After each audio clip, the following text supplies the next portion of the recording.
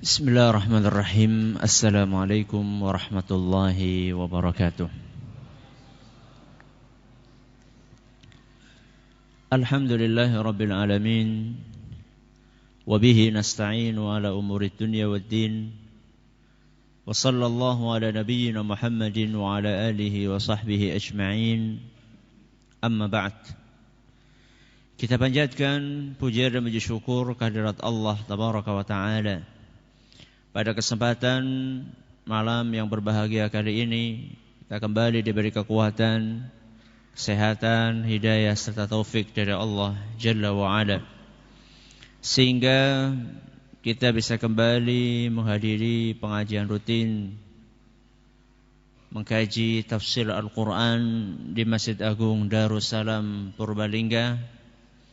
Kita berharap semoga Allah tabaraka wa ta'ala berkenan untuk melimpahkan kepada kita semuanya ilmu yang bermanfaat, sehingga bisa kita amalkan sebagai bekal untuk menghadap kepada Allah Jalla wa Ala. Amin ya rabbal alamin. Salawat dan salam semoga senantiasa tercurahkan kepada junjungan kita Nabi besar Muhammad sallallahu alaihi wasallam, kepada para sahabatnya, keluarganya dan umatnya yang setia mengikuti tuntunannya hingga di akhir nanti. Para hadirin dan hadirat sekalian yang kami hormati, dan juga segenap pendengar Radio Insani 88 FM di Purbalingga dan sekitarnya, para pendengar Radio Roja di Jakarta, di Bandung, di Lampung, dimanapun Anda berada, para pendengar Radio Bas FM di Solo Tigo dan sekitarnya, pendengar radio kita di Cirebon dan sekitarnya, Radio Al-Hikmah di Banyuwangi dan sekitarnya, serta para pemirsa Yufi TV yang semoga senantiasa dirahmati oleh Allah Azza wa Jalla. Pada kesempatan yang berbahagia kali ini, kita akan melanjutkan pembahasan tentang tafsir ayat yang ke-7 dari surat Al-Bayyinah yang sudah kita mulai pada 2 pekan yang lalu, yang bunyinya innal ladzina amanu wa amilus solihati ulaika hum khairul bariyah, yang terjemahannya sesungguhnya orang-orang yang beriman wa amilus solihati dan beramal soleh, ulaika hum khairul bariyah, mereka adalah makhluk yang terbaik. Di dalam ayat ini Allah Subhanahu wa ta'ala melengkapi pembahasan tentang macam-macam makhluk. Kalau di ayat sebelumnya Allah berbicara tentang makhluk yang paling buruk. Apa ayatnya? Innal ladzina kafaru min ahlil kitabi wal musyrikina fi nari jahannam khalidina fiha ulaika hum syarrul bariyah. Sesungguhnya orang-orang kafir dari kalangan ahlul kitab dan orang-orang musyrikin, maka kelak mereka akan masuk fi nari jahannam, akan masuk ke dalam neraka jahannam, khalidina fiha, mereka akan kekal di dalamnya. Ulaika hum syarrul bariyah, mereka adalah makhluk yang paling buruk. Setelah Allah Subhanahu wa ta'ala menyebutkan jenis makhluk yang paling buruk, maka kemudian Allah melanjutkan. Kalau sudah menyebutkan makhluk yang paling buruk, maka kita juga pengen tahu siapa makhluk yang paling baik. Makhluk yang terbaik adalah kaum mukminin. Makhluk yang terbaik adalah kaum mukminin. Predikat makhluk terbaik itu mahal apa murah? Mahal apa murah? Mahal. Istimewa apa biasa? Istimewa. Karena predikat itulah predikat yang istimewa, predikat yang mahal, bukan predikat yang sembarangan. Makanya tidak semua orang bisa menyandang predikat tersebut. Hanya manusia-manusia khusus yang berhak untuk menyandang predikat khairul bariyah. Siapakah mereka? Mereka yang Allah sebutkan memiliki dua sifat. Innalladzina amanu wa amilus shalihat. Apa? Iman dan amal soleh. Nah, kalau misalnya predikat itu enggak dipenuhi, kalau misalnya syarat itu enggak dipenuhi, Ustaz, enggak mau iman, enggak mau amal soleh, ya dia tidak berhak untuk menggunakan predikat khairul bariyah. Jangankan untuk mendapatkan khairul bariyah, makhluk yang terbaik, Allah subhanahu wa ta'ala akan jatuhkan orang tersebut ke dalam jurang yang sangat dalam kalau enggak mau amanu wa amilus shalihat. Allah tegaskan itu dalam surat At-Tin ayat 5 sampai 6. Apa bunyinya? Tsumma rodadnahu asfala safilin. Kemudian kami, kata Allah subhanahu wa ta'ala, akan turunkan manusia ini ke derajat yang paling rendah. Padahal ayat sebelumnya laqad khalaqnal insana fi ahsani taqwim. Kami telah menciptakan manusia di dalam bentuk yang paling baik. Aneh ya, dari paling baik terus jadi paling jelek. Kenapa? Karena tidak memenuhi tadi amanu wa amilus shalihat. Makanya Allah subhanahu wa ta'ala setelah mengatakan laqad khalaqnal insana fi ahsani taqwim. Kami telah menciptakan manusia dalam bentuk yang paling bagus. Tsumma radadnahu asfala safilin. Kemudian kami akan jatuhkan dia, akan turunkan dia ke derajat yang paling rendah. Illa, kecuali. Apa ayat berikutnya? Illalladzina amanu wa amilus shalihat. Lagi-lagi apa? Amanu wa amilus shalihat. Mirip enggak? Mirip. Antara tadi yang kita baca surat Al-Bayyinah ayat berapa tadi? 7. Surat Al-Bayyinah ayat 7 bunyinya innalladzina amanu wa amilus shalihati ulaika hum khairul bariyah. Orang yang beriman dan beramal soleh, mereka lah makhluk yang paling baik. Kalau memenuhi kriteria iman dan amal soleh, jadi makhluk yang paling baik. Kalau enggak, tsumma radadnahu asfala safilin. Kami akan jatuhkan dia ke dalam jurang yang paling rendah. Na'udzubillahi min dzalik. Siapa di sini yang nggak pengen hidup nyaman? Ada nggak yang nggak pengen hidup nyaman? Yang pengen hidup nyaman angkat tangan. Semuanya ya, wakil ya, yang lainnya udah terwakili. Apakah setiap orang yang pengen hidup nyaman bisa hidup nyaman? Belum tentu. Kalau kita tanya manusia sedunia, saya yakin semuanya pengen hidup nyaman, kecuali orang yang mungkin kurang sehat ya. Yang kurang sehat akalnya mungkin dia akan menjawab ngawur. Namanya orang gak sehat akalnya kok ditanya. Kalau orang yang sehat akalnya, semuanya akan mengatakan pengen hidup nyaman, semuanya pengen hidup nyaman. Tapi yang jadi pertanyaan, realitanya, kenyataannya, apakah mereka bisa hidup nyaman semuanya? Jawabannya belum tentu. Kita nggak usah tanya-tanya yang di luar-luar lah. Coba yang di dalam sini. Panjenengan semuanya sudah nyaman hidupnya? Kok belum, alon teman? Sudah apa belum? Sudah? Berapa persen ini yang sudah nih? Banyak orang pengen hidup nyaman, tapi anehnya tidak setiap orang yang pengen hidup nyaman, dia akan hidup nyaman. Kenapa? Karena Allah Subhanahu wa ta'ala sudah ngasih jalan. Buat mereka yang pengen hidup nyaman, akan tetapi banyak orang gak mau meniti jalan tersebut. Ibarat sudah dikasih tahu, Pak, saya mau ke Jakarta, kemana ya? Ya kalau dari Purbalingga ya arahnya ke barat.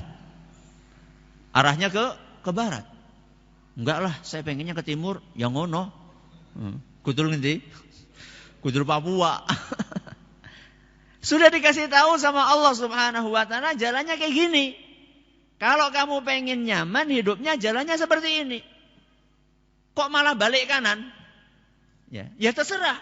Enggak akan dapatkan kenyamanan tersebut. Allah sebutkan jalan untuk menuju kehidupan yang nyaman di mana Ustaz? Di dalam Al-Quran surat An-Nahl ayat 97.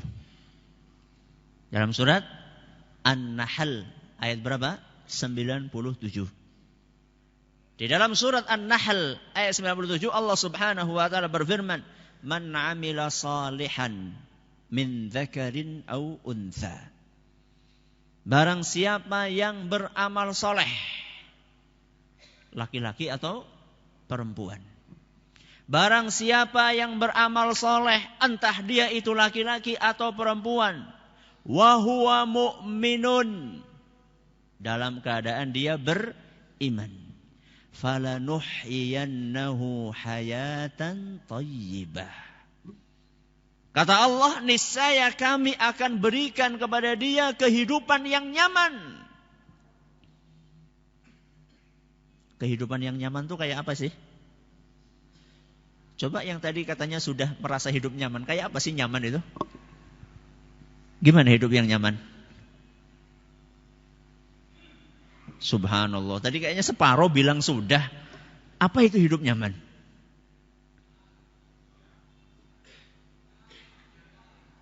Apa? Tenang. Terus?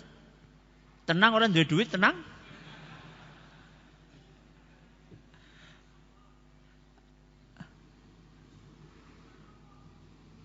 Qanaah, mensyukuri nikmat Allah.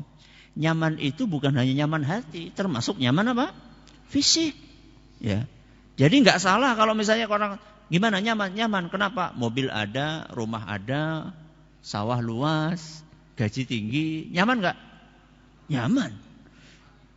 Jasmani, ya. Apakah setiap orang yang jasmaninya nyaman mesti rohaninya nggak nyaman? Belum tentu. Saya pengen nyaman jasmani dan rohani. Ini kuncinya di sini. Ya. Nyaman yang dimaksud di sini adalah nyaman kata para ulama, hayatan thayyibah, nyaman hidupnya di dunia, di kuburan, di akhirat. Allahu Akbar. 3 kehidupan ini nyaman semuanya.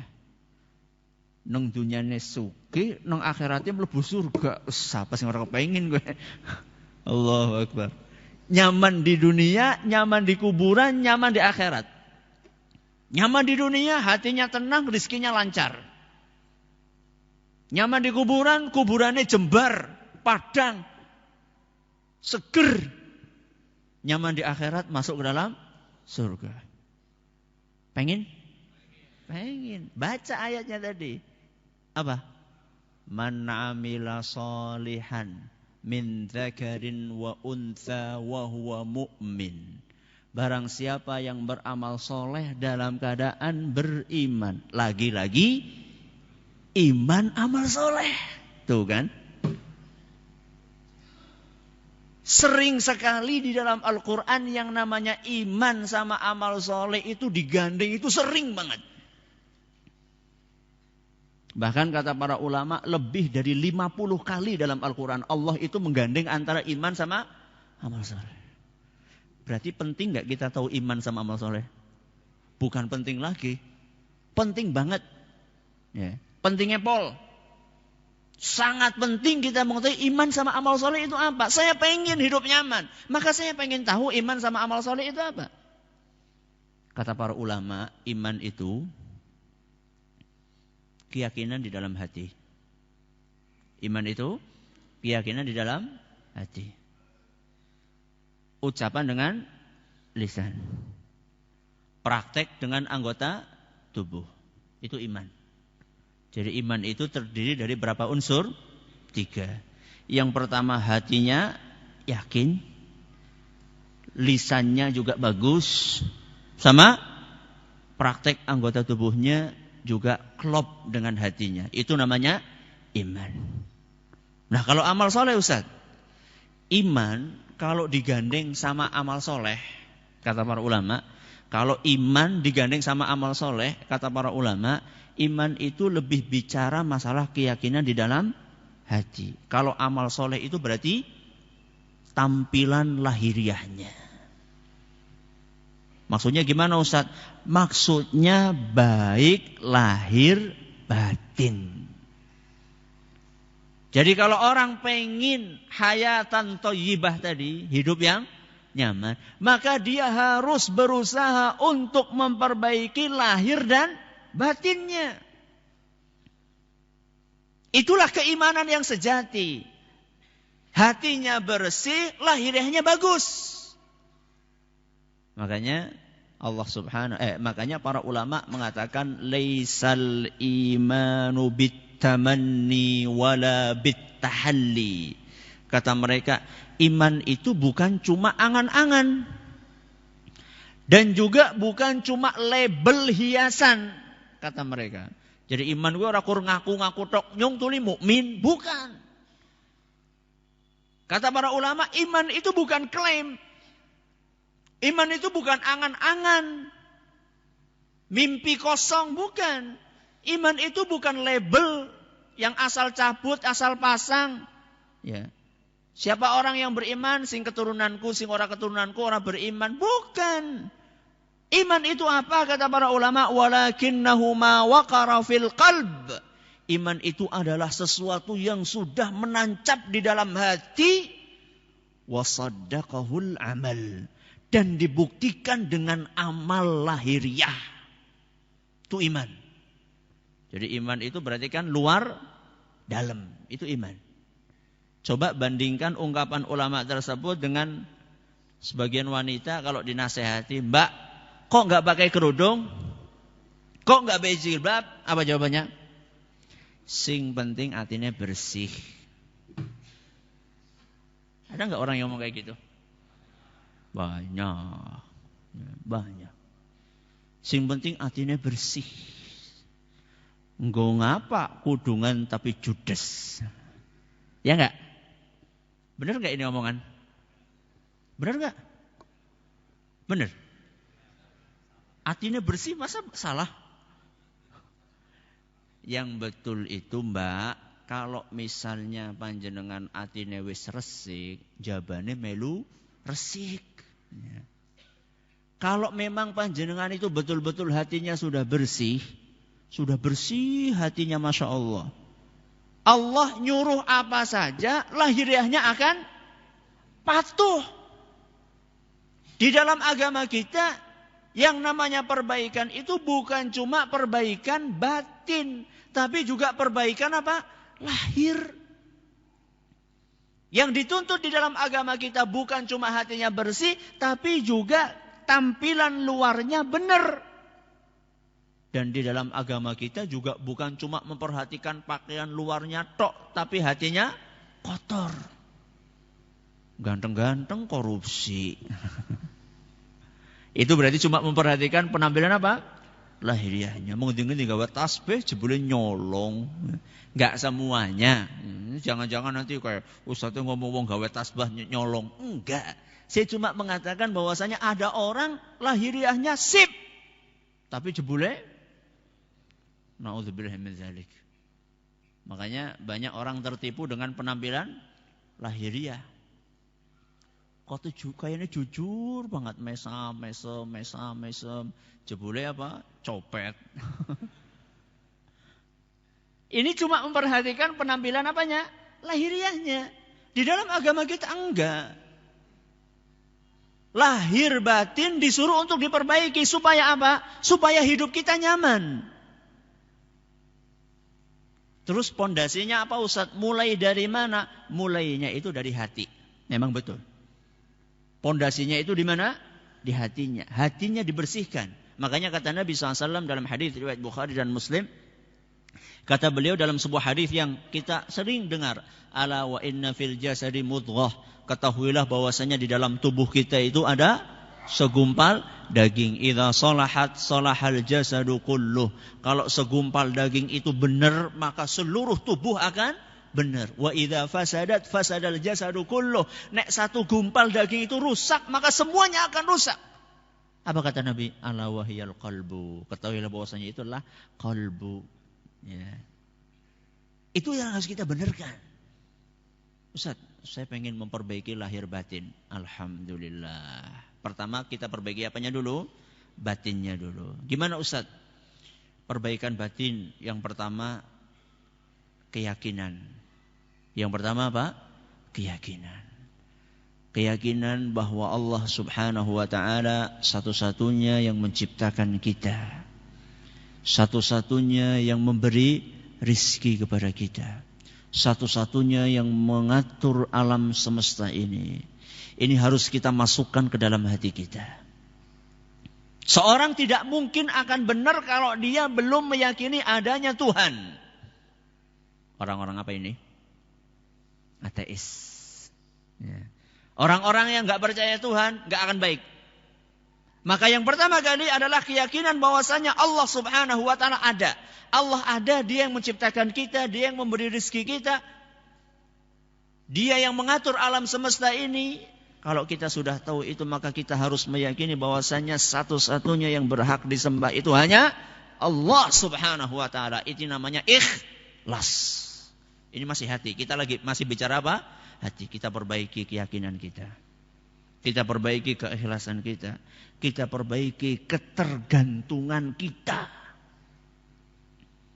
Banyak di antara kita kalau ada masalah pertama kali kemana? Ke dukun. Coba saya tanya, kalau panjenengan misalnya nih, panjenengan ini punya kreditan. Terus panjenengan ini sudah hampir jatuh tempo. Bolak-balik yang namanya debt collector itu bolak-balik datang. Besok sudah mepet sekali. Kalau enggak rumah disita. Kira-kira panjenengan kemana perginya? Kemana? Enggak, saya tanya ini, panjenengan jujur, pergi kemana coba? Biaya pun duit. Utang kan? Kita nyari utangan kan? Nyari utangan, gali lubang, tutup lubang. Coba siapa di antara kita kalau lagi pepet gitu langsung sholat minta, ya Allah saya minta besok lunas, ya Allah saya minta. Ada enggak? Satu dalam 1 dalam 1000 apa 10.000 atau 1.000, orang ngerti aku. Itu berarti apa? Ketergantungan. Ya.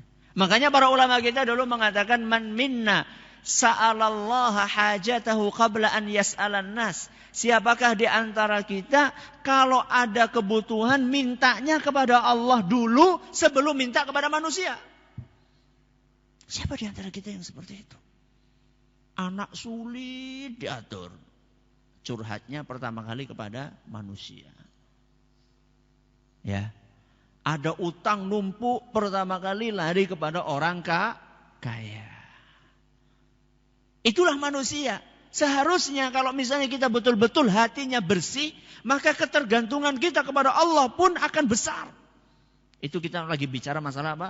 Hati, keyakinan, ikhlas, tawakal, ketergantungan, cinta, benci, cinta, harap, takut. Sama siapa?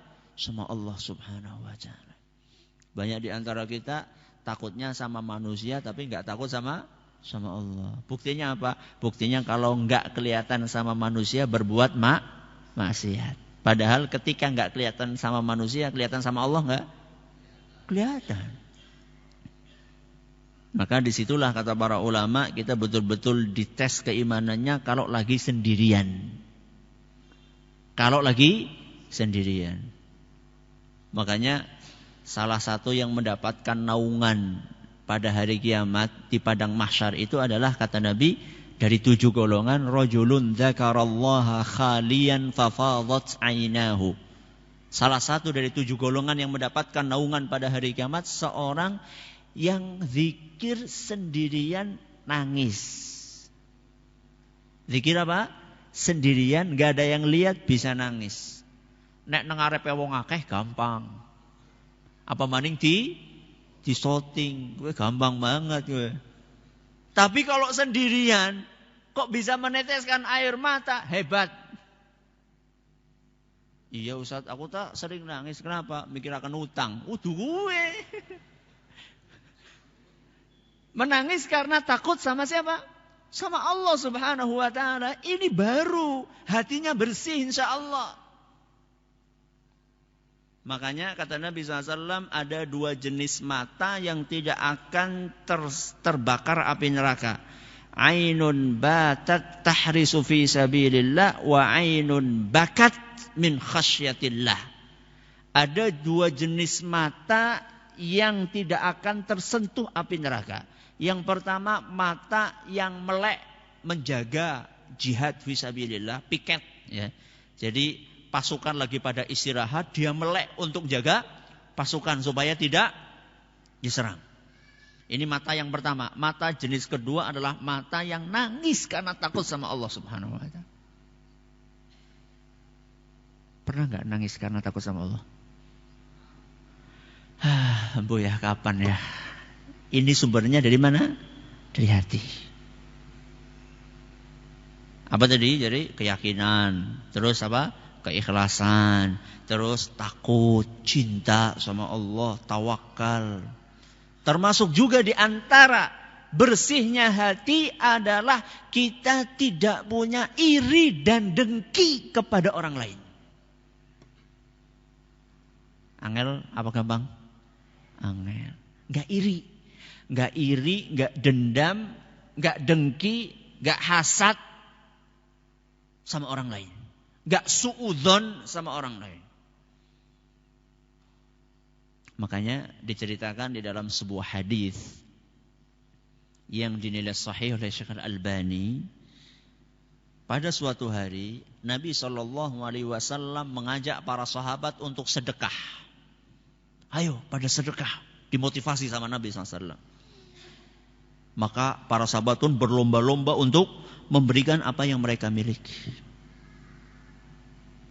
Ada satu orang sahabat namanya Ulbah. Namanya siapa? Ulbah. Laki-laki ya, bukan perempuan. Ulbah bin Zaid. Seorang sahabat namanya Ulbah bin Zaid. Ini sahabi miskin banget. Dia lihat yang lainnya pada sedekah, apa yang dia miliki pada dikeluarkan. Ulbah bin Zaid ini miskin banget. Dia bingung apa yang mau saya sedekahkan. Akhirnya malam-malam dia berdoa sama Allah. Kata dia, Allahumma laisa indi ma atasaddaqu bihi illa wisadatun hashwuha lifun wa dalwun astasqi bihi. Ya Allah, saya ini enggak punya apa-apa yang bisa saya sedekahkan.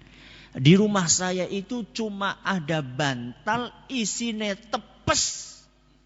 Ya, sabut. Bantal di rumah cuma ada 1 bantal isinya tepes. Sabut. Sama ember nggo nimba. Apa yang saya berikan ya Allah? Maka dia mengatakan, Allahumma inni atasaddaqu bi'irdi. Ya Allah, saya enggak punya apa-apa yang saya sedekahkan. Maka aku akan bersedekah dengan kehormatanku. Apa itu bersedekah dengan kehormatan? Kata beliau, atasaddaqu bi'irdi ala man nalahu min khalqik. Ya Allah, saya akan bersedekah dengan kehormatanku saya ingin memaafkan semua orang yang pernah menyakitiku. Tidak peduli siapapun yang pernah menyakitiku, saya akan maafkan semuanya. Ini bersihnya apa? Hati. Gak pengen dia sisa dendam sedikit pun di hatinya. Semuanya siapapun yang menyakiti aku, ngerasani, menghina, menuduh, memfitnah, semuanya ingin saya maafkan. Aku harus sedekah. Sedekah dengan apa itu namanya tadi? Kehormatan, harga diri. Saya akan bersedekahkan harga diri saya. Saya maafkan semuanya. Sudah, ini malam-malam. Keesokan harinya Nabi SAW mengumpulkan para sahabat. Ayo kumpul. Setelah semuanya kumpul, Nabi SAW diceritakan beliau bersabda, Ainal mutasaddiqu bi'irdhihil barihah. Siapa di antara kalian yang tadi malam sedekah dengan kehormatannya? Nabi dapat apa? Wahyu. Nabi dapat wahyu dari Allah bahwasanya tadi malam ada di antara kaum muslimin yang sedekah dengan kehormatannya. Maka Ulbah pun berkata, ana. Apa ana? Saya. Alhamdulillah udah paham ya ana ya. Minimal tahulah ana. Ana, saya wahai Rasul. Kata Nabi SAW, Innallaha qad qabila sadaqataka. Wahai Ulbah, kabar gembira. Allah sudah menerima sedekahmu tadi malam. Tidak ada kebahagiaan melebihi amalan seseorang diterima. Tidak ada kebahagiaan melebihi kita mengetahui bahwa amal soleh kita diterima. Karena belum tentu amal soleh kita diterima sama Allah Subhanahu wa ta'ala. Jadi jangan bangga dulu ya. Yang sedekah ber-MM. Dan jangan bangga yang bersedekah 1.000-2.000. Yang mesti diterima. Sing se-MB urung mesti diterima. Ya bukan berarti kalau yang 1.000 itu peluang diterimanya lebih kecil. Enggak. Cuman ini adalah jaminan dari Nabi SAW. Ini rekomendasi dari beliau SAW. Bahwasanya sedekah kamu tadi itu diterima. Dan belum tentu yang sedekah dengan duit itu diterima. Belum tentu. Ngasuk nyontek sedekah kehormatan beliau setelah sedekah duit. Yora, sedekah dua-duanya. Ulbah ini karena enggak punya. Loh, coba sekarang saya tanya, siapa di antara jenengan yang di rumahnya bantale sekang tepes? Yakin lah orang nana zaman sekian lah. Enggak ada sekarang saya pikir. Siapa yang di rumahnya cuma punya ember tok? Wah, ember saja dari ukuran yang Masya Allah, Allahu Akbar. Ini namanya bersih, memperbaiki apa? Hati. Cukup? Enggak. Di dalam Islam setelah memperbaiki hati harus memperbaiki apa? Lahiriahnya. Apa itu Ustaz? Wa amila solihan. Ya. Amal soleh itu perbaikan lahiriah. Gimana Ustaz? Perbaikan lahiriah seseorang itu ada yang sifatnya soleh pribadi, ada yang sifatnya soleh sosial. Gimana itu Ustaz maksudnya Ustaz? Soleh pribadi gue kayak sholatnya sing apik, ya, puasanya sing apik, maca Qur'annya sing rajin. Itu namanya soleh pribadi. Pribadinya apa? Soleh.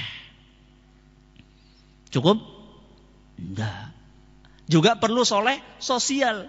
Artinya apa? Berbuat baik sama orang lain. Karena ada sebagian orang sholatnya rajin banget. Tapi nek kon kerja bebeh. Atau ada sebaliknya orang yang sosialnya bagus. Tapi sholat enggak. Hati-hati nih di zaman kita ini. Ya, apalagi belakangan ini. Sedang gencar-gencarnya disebarkan sing penting ora korupsi. Sing penting ora korupsi. Sing penting kerjane apik. Masalah sembahyang, masalah sholat, masalah kudungan, masalah ini, masalah ngerokok apa ora penting. Keliru. Ya. Seorang hamba dituntut untuk soleh pribadi dan soleh sosial. Ya. Kalau misalnya kita bisa berbuat sama orang lain dengan kebaikan, masa kita tidak berbuat baik sama Allah dalam arti kita taat sama Allah? Salat itu kan bentuk syukur kita sama siapa? Sama Allah Subhanahu wa ta'ala. Sebagian orang mengatakan, buat apa kudungan kalau korupsi? Loh, kalau kayak gitu yang diperbaiki bukan masalah kudungane, masalah apa nih? Korupsi ini. Apa enggak ada orang yang pakai kerudung kemudian dia enggak korupsi? Ada enggak? Banyak. Ya. Cuman enggak di blow up sama media saja. Ya. Kalau ada orang baik banget, tak muslim, taat, enggak korupsi, jarang disebarkan sama media. Makanya kita harus waspada. Jadi di dalam agama kita yang namanya wa'amila salihan, beramal saleh, ada yang sifatnya pribadi kita dengan Allah. Salat 5 waktu kita berusaha kita perbaiki. Itu kalau kita pengen hayatan thayyibah, kalau pengen hayat atau kehidupan yang nyaman itu seperti itu. Makanya banyak kita dapatkan orang-orang yang Masya Allah, walaupun penghasilannya biasa-biasa saja, tapi kelihatan hidupnya apa? Tenang. Kenapa? Karena enggak pernah ketinggalan yang namanya sholat 5 waktu. Ini soleh pribadinya, alhamdulillah. Diikuti dengan soleh sosialnya. Kita berusaha untuk beramal soleh kepada orang lain. Birrul walidaynya iya. Kemudian berbuat baik kepada tetangga iya. Makanya sering kan saya bawakan di sini hadis Nabi SAW yang bercerita tentang seorang wanita yang orang ini rajin untuk sholat, tahajud, sedekah, puasa. Akan tetapi dia ini, wanita ini suka menyakiti apa? Tetangganya. Apa kata Nabi SAW? Hiya finnar. Wanita calon penghuni neraka. Di dalam hadis itu dikatakan salitah. Salitah gue artinya lisannya pedas. Nek ngomong nyelekit. Apa sih ya nyelekit itu bahasa Indonesianya? Menyakitkan. Ya. Padahal rajin sholat. Bayangkan nih, rajin sholat. Ora kur sholat 5 waktu ini. Sholat apa? Tahajud. Puasanya ora kur puasa Ramadan. Ditambah puasa Senin Kemis. Kekurangannya apa? Suka nyakiti orang lain. Finnar kata Nabi SAW. Masuk neraka. Apalagi sing nyelekit ora sholat. Allahu Akbar. Jadi apa ini? Wis nyelekit. Ya, suka nyakiti orang lain, gak sholat pula. Allahu Akbar. Apa yang mau dibanggakan di hadapan Allah Subhanahu wa ta'ala. Jadi kesolehan di dalam agama kita itu soleh pribadinya, soleh apa? Sosialnya. Pribadinya bagus, sholat 5 waktunya dijaga, puasanya dijaga, penampilan lahiriahnya dijaga. Wanita memakai jilbab, laki-laki berusaha untuk menjaga segala perilakunya, wanita juga. Ini pribadinya bagus. Kemudian dia juga bagus sama orang lain.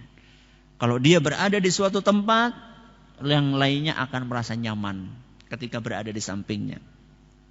Makanya Nabi SAW mengatakan, al-muslimu man salimal muslimuna min lisanihi wa yadihi. Muslim yang hakiki adalah muslim yang orang-orang di sekelilingnya itu selamat dari lisan dan tangannya. Maksudnya gimana? Yang tidak menyakiti dengan lisan dan tangannya. Artinya kalau orang ini duduk di samping dia nyaman. Sekarang saya tanya, panjenengan kalau orang lain duduk di samping jenengan nyaman apa enggak? Nyaman enggak? Nyaman? Kok diam saja? Nyaman apa enggak? Nyaman. Alhamdulillah. Kayak muslim temenanan kayak berarti. Kalau masih yang di sampingnya, duduk di samping jenengan, dia masih mampu apa ge? Ngerokok. Itu berarti masih menyakiti siapa? Sampingnya. Ya. Jadi muslim yang hakiki itu tidak ganggu orang lain. Coba saya tanya, rokok itu ganggu gak? Saya tanya sama yang ngerokok, bukan yang nggak ngerokok. Saya tanya sama yang ngerokok, ngerokok ganggu nggak? Nggak. Hebat kalau jenengan mengatakan nggak ganggu. Kalau panjenengan mengatakan nggak ganggu, tak tanya istrinya jenengan. Pasti istrinya itu mengatakan ganggu Ustaz. Ya. Cuma angel pancen bojone diomongi. Muslim yang hakiki, kata Nabi SAW, Muslim yang tidak ganggu orang lain. Dengan lisannya maupun dengan perkataannya dan tangannya, perbuatannya. Nyaman. Itulah Muslim yang hakiki. Muslim yang hakiki itu kalau misalnya tetangga-tetangga itu senang banget. Jan penak banget loh. Bertetangga dengan si fulan. Ketika si fulan ini meninggal, ya Allah sedih si fulan ini meninggal. Orang anak maning sing ngirimi jangan. Itu Muslim hakiki. Tapi kalau ada Muslim, katanya Muslim, ketika meninggal, tetangganya alhamdulillah Pak Anu meninggal. Was itu. Sampai di sini pengajian kita pada kesempatan kali ini. Insyaallah kita akan baca beberapa pertanyaan nanti insyaallah setelah Isya. Semoga bermanfaat buat kita semuanya. Terima kasih atas perhatiannya. Mohon maaf atas segala kurangnya. Kita tutup dengan membaca Subhanakallahumma wa bihamdika asyhadu an la ilaha illa anta astaghfiruka wa atubu ilaik. Assalamualaikum warahmatullahi wabarakatuh. Bismillahirrahmanirrahim. Alhamdulillah rabbil alamin wassalatu wassalamu ala nabiyyina Muhammadin wa ala alihi wa sahbihi ajma'in. Amma ba'd. Kita bacakan beberapa pertanyaan yang sudah masuk. Pertanyaan pertama, Ustaz, dalam mushaf Al-Quran surat At-Taubah tidak diawali dengan bismillah. Apakah ini bukan berarti ketika baca ayat-ayat surat Taubah tidak harus pakai bismillah? Yang namanya awal surat At-Taubah, di awal memang tidak disyariatkan untuk membaca bismillah. Karena dari Nabi SAW seperti itu aturannya. Seperti itu aturannya. Adapun kalau ayatnya di tengah, bukan di mana? Bukan di awal. Kalau awal kan bunyinya bara'atun minallahi wa rasulihi. Itu kan awal ayat pertama. Nah, sekarang kalau bacanya bukan awal ayat pertama, tapi bacanya ayat ke-10 misalnya. Atau ayat 13, 20 misalnya. Itu bagaimana? Apakah perlu pakai bismillah atau tidak? Bismillah itu adalah membaca di awal surat atau pergantian dari surat satu surat ke surat yang lainnya. Sebagaimana yang pernah kami jelaskan di dalam tafsir basmalah dahulu, udah lama sekali, berapa tahun yang lalu. Jadi basmalah itu fungsinya itu. Makanya kalau ada orang membaca di pertengahan surat, apapun suratnya, baik itu surat Bara'ah atau surat Al-Baqarah atau surat-surat yang lainnya, maka cukup membaca a'udzu billahi minasyaitonir rajim. Contoh, ayat kursi. Ayat kursi surat apa itu? Al-Baqarah. Ayat berapa? 255. Berarti di mana? Di tengah. Kalau kita pengen baca ayat kursi, cukup kita ta'awudz saja. A'udzu billahi minasyaitonir rajim, langsung Allahu la ilaha illa huwal hayyul qayyum. Jadi tidak perlu a'udzubillahi minasyaitonir rajim kemudian apa? Bismillahirrahmanirrahim. Kecuali kalau panjenengan ingin baca dari awal. Berarti dari alif lam mim. Nah, itu bismillah dulu setelah membaca ta'awudz. Dan ini berlaku bukan hanya di surat Bara'ah saja. Akan tetapi di semua surat. Kalau kita baca di tengah, yang disunahkan adalah kita membaca ta'awudz. Adapun basmalah fungsinya kalau di awal surat, itu pun non surat At-Taubah atau perpindahan dari satu surat ke surat yang lainnya. apakah ada contoh dari Rasul sallallahu alaihi wasallam membimbing kalimat tanya jawab kepada mayit yang telah dikubur? Setahu kami tidak. Ya, setahu kami tidak. Karena saat itu mayit sudah enggak bisa diajari. Sudah enggak bisa diajari. Dan juga para ulama menjelaskan yang bisa didengar oleh mayit adalah hanya suara sendalnya orang yang meninggalkan kuburan. Karena hanya itu yang disampaikan oleh Nabi SAW. Adapun qayyim ngajari si mayit, ya, qayyim ngajari si mayit, ceklalen ya ngonek nang kuburan takoni jawabe kaya kiye. Nah, ini sudah tidak mendengar lagi si mayit. Kenapa tidak mendengar? Karena dia sudah meninggal. Makanya di dalam Al-Quran Allah berfirman, wa ma anta bimusmi'in man fil kubur. Engkau itu, kata Allah kepada Nabi Muhammad SAW, tidak bisa memperdengarkan orang yang sudah berada di dalam kuburan. Jadi kalau orang sudah meninggal itu dia tidak bisa mendengar. Kecuali suara apa tadi? Sandal. Itu tok yang dia dengar. Kenapa? Karena Nabi cuma nyampaikan itu. Ustaz, ya enggak masuk akal toh, Ustaz. Yang namanya sendal suaranya lirih kedengaran. Qayyim ngomongnya seru ora kedengaran, itu ya enggak masuk akal, Ustaz. Gimana? Masuk akal enggak? Masuk akal enggak? Keras mana? Suara sendal sama suarane qayyim. Keras mana? Qayyim. Kalau suara sendal kedengaran, mestinya kan suaranya qayyim lebih terdengar, gitu kan? Iya. Karena Anda lagi bicara alam dunia. Sekarang kita lagi bicara alam kubur. Ada yang pernah mampir di kuburan, mlebu kuburan? Udu gali. Kalau gali ya pernah. Maksudnya tahu nginep nang jero kuburan, tahu? Gak ada yang tahu kita. Makanya gak bisa dikiaskan dengan alam dunia. Jadi kita ini lagi bicara tentang alam kuburan. Alam kuburan itu alam gaib. Alam gaib yang kita nggak tahu. Kalau kita nggak tahu tentang alam gaib, kita cuma mengandalkan berita dari yang tahu hal gaib. Siapa itu? Allah. Atau Rasul yang sudah dikabari sama Allah. Itu tok.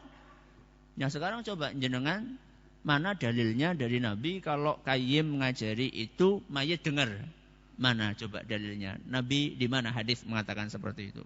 Jawabannya tidak ada. Terus gimana Ustaz? Pas urip diwarai. Ya.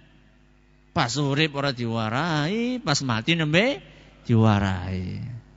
Yang ada manfaatnya ketika dia masih hidup diajari seperti itu. Ustaz, bagaimana shaf yang benar ketika sholat berjamaah yang hanya satu makmum, kemudian makmum bertambah secara berangsur? Yang benar, ketika makmumnya masih satu, itu berdampingan sejajar lurus dengan imam. Itu yang benar, menurut pendapat yang rajih dari pendapat para ulama. Ada sebagian ulama mengatakan agak mundur dikit. Akan tetapi di dalam Sahih Bukhari disebutkan bahwa Nabi SAW ketika Ibnu Abbas kalau nggak salah, salah seorang sahabat sholat beserta Nabi SAW berjamaah cuma berdua, makmumnya maksudnya yang laki-laki cuma satu, yaitu sahabat tersebut. Beliau sahabat itu berdiri di samping kiri Nabi SAW. Awalnya di samping apa? Kiri. Kemudian oleh Nabi SAW digeser untuk ke sebelah kanan. Di situ Nabi SAW mengatakan, di situ dikatakan di kanan. Berarti apa? Jejeran. Tidak disebutkan di situ agak mundur dikit enggak, jejer.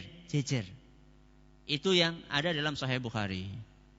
Nah, terus kalau misalnya sudah berdua, tahu-tahu datang yang kedua, yang ketiga, yang keempat, bagaimana posisinya? Mundur. Ya, yang satu orang tadi mundur ke belakang, kemudian bikin soft persis di belakangnya siapa? Imam. Ya sudah seperti sholat biasa. Berarti bergerak Ustaz. Ya enggak apa-apa. Apa jenengan enggak pernah bergerak ketika sholat? Nah, boleh bergerak kalau dibutuhkan. Kalau ada kebutuhan yang mendesak itu boleh bergerak. Termasuk kebutuhan mendesak adalah untuk membuat shaf, ya, untuk membuat shaf. Ustaz, di tempat saya imam masjidnya pernah melakukan zina. Yang saya tanyakan, apakah saya tetap jamaah di masjid tersebut atau bagaimana? Sudah tobat atau belum? Kalau sudah tobat, Nabi SAW mengatakan, at-taibu minadz-dzambi kaman la dzamba lahu. Orang yang bertobat dari dosa seakan-akan dia enggak punya dosa. Saya tanya sekarang, antara nyembah berhala sama berzina, besar mana? Nyembah berhala. Umar ibn al-Khattab pernah nyembah berhala enggak? Pernah. Kenapa beliau menjadi manusia yang begitu istimewa padahal beliau punya masa lalu yang kelam? Karena masuk Islam, bertaubat. Jadi kalau orang sudah bertaubat, sudah, gak apa-apa. Kecuali kalau dia belum taubat. Ya. Bareng imami zina, berzina ngimami, bareng imami zina. Nah, kalau yang seperti ini ya gak layak untuk jadi apa? Imam. Kalau dia pernah khilaf, kemudian dia bertaubat, siapa di antara kita yang gak pernah khilaf? Ya. Makanya ada ungkapan yang mengatakan la tu'inis syaitana ala akhik. Jangan kamu bantu setan di dalam menjerumuskan saudaramu. Kok bisa ya kita bantu setan? Ada orang pengen taubat, kemudian diungkit-ungkit terus dosanya yang lalu. Sehingga dia, lah ya apa pantas ya kayak nyong tahu zina ngimami, ya wis lah rasa salat baik. Ini gara-gara kita apa? Mungkin orang sudah taubat, ya sudah. Ya. Emang kita enggak pernah berbuat dosa apa? Kalau sudah apa? Taubat. Tidak apa-apa kalau salah taubat. Ustaz, hadis yang mengatakan 70.000 orang masuk surga tanpa hisab, tanpa azab. Apakah mereka sejak zaman Nabi SAW atau hanya khusus untuk umatnya di zaman sekarang? Hadisnya sifatnya umum. Kata Nabi SAW, sab'una alfan. Ada 70.000 golongan dari umatku, yadkhulunal jannata bighairi hisabin wala azab. Masuk surga tanpa hisab, tanpa azab. Nabi SAW menjelaskan hadis ini secara umum dalam Sahih Bukhari. Jadi tidak dikhususkannya para sahabat Nabi. Berarti kita masih punya apa? Masih punya kans. Kalau memenuhi syarat-syarat yang ada di dalam hadis itu.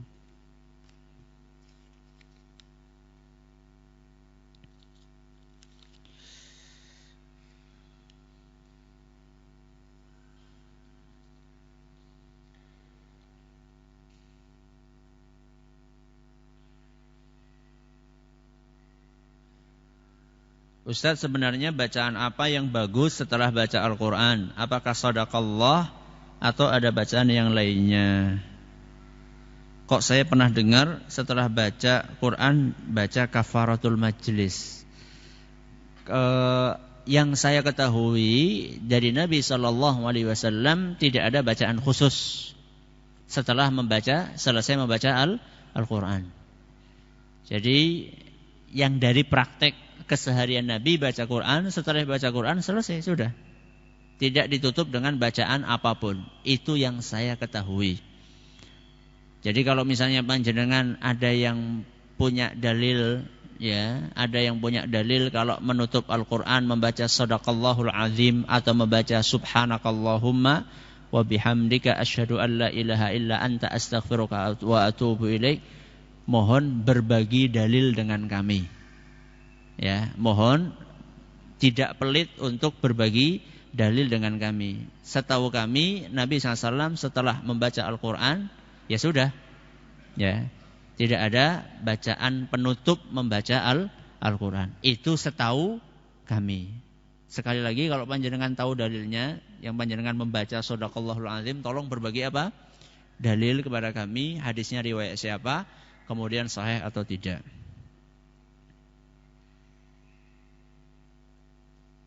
Ustaz, saya mau bertanya, apakah kita akan ditanyai pertanggungjawaban kelak apabila melihat kesyirikan tapi kita tidak bisa mengingatkan, dan bagaimana cara menasihati yang benar? Nabi SAW mengatakan bahwa mengingkari kemungkaran itu ada berapa tingkatan? Ada 3. Yang pertama dengan tangan, kalau enggak mampu dengan lisan, kalau enggak mampu dengan hati. Nah sekarang panjenengan yang bertanya ini mampu enggak dengan tangan? Ya, contoh dengan tangan itu orang yang punya kekuasaan di wilayah kekuasaannya. Contoh, orang tua punya anak. Rumah itu kan wilayah kekuasaannya siapa? Orang tua.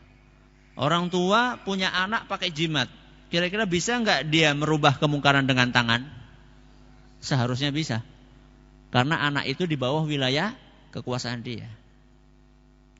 Kalau ternyata itu di luar wilayah kekuasaannya, misalnya di luar sana, bukan anak yang jenengan, bukan apa-apa yang jenengan, ya itu sudah di luar wilayah kekuasaan kita. Terus kalau enggak mampu berarti pindah kepada apa? Lisan. Mengingkari dengan lisan. Bagaimana caranya? Menasehati dengan cara yang baik. Ya, tidak ujuk-ujuk, syirik. Jangan kayak gitu. Ya, jadi pelan-pelan lakukan PDKT. Apa PDKT? Pendekatan. Ya, melakukan pendekatan pelan-pelan disampaikan. Ya, hindari kalimat-kalimat yang memvonis, menjatuhkan, menjelekkan. Pelan-pelan diterima alhamdulillah, enggak diterima ya yang penting sudah menyampaikan. Kalau itu enggak mampu juga karena kita enggak punya dalil untuk menasehati atau belum menguasai dalilnya, maka ingkarilah dengan apa? Dengan hati, dengan cara membenci perbuatan tersebut. Dengan cara membenci perbuatan tersebut. Ustaz, saya mau bertanya terakhir. Saya terbelit utang bank dan kini kami dalam keadaan yang terdesak. Kami sekeluarga sudah mencoba untuk berikhtiar dan sudah berusaha semampunya dan berdoa kepada Allah untuk diberikan jalan. Namun sampai saat ini sepertinya doa saya belum didengar. Bagaimana saya seharusnya agar diberikan ketegaran untuk menghadapi ujian ini dan jalan keluarnya? Yang pertama, panjenengan harus taubat terlebih dahulu. Ya, harus taubat karena panjenengan sudah berinteraksi dengan sebuah dosa yang sangat besar, yaitu riba. Orang yang melakukan dosa besar, doanya sulit dikabulkan. Doanya sulit dikabulkan. Terus bagaimana Ustaz supaya doanya dikabulkan? Taubat sama Allah. Jadi kalau misalnya masih merasa, ya Allah aku kepepet banget ya Allah, insya Allah kalau sudah lunas saya pengen ngutang lagi ya Allah. Maksudnya ngutang ke bank lagi maksudnya. Itu berarti belum taubat. Ya. Taubat itu betul-betul nyesal, kapok, bertekad ora bakal balen-balen. Kalau itu panjenengan sudah lakukan, insya Allah doa panjenengan itu akan mandi. Doa panjenengan akan mandi. Maka tobat dulu sama Allah semuanya. Ya suaminya, ya istrinya, ya anak-anaknya yang sudah ikut memakan hasil dari sesuatu yang berbau riba tersebut. Setelah itu baru kemudian panjenengan banyak-banyak berikhtiar, berdoa kepada Allah. Doanya iya, kemudian ikhtiarnya. Ya kalau memang punya apa yang bisa dijual, ya memang harus dijual aja. Ya, punya tanah, punya apa yang bisa dijual untuk menutupi utang tersebut. Dan saya doakan semoga panjenengan segera utangnya lunas. Dan sebelumnya taubat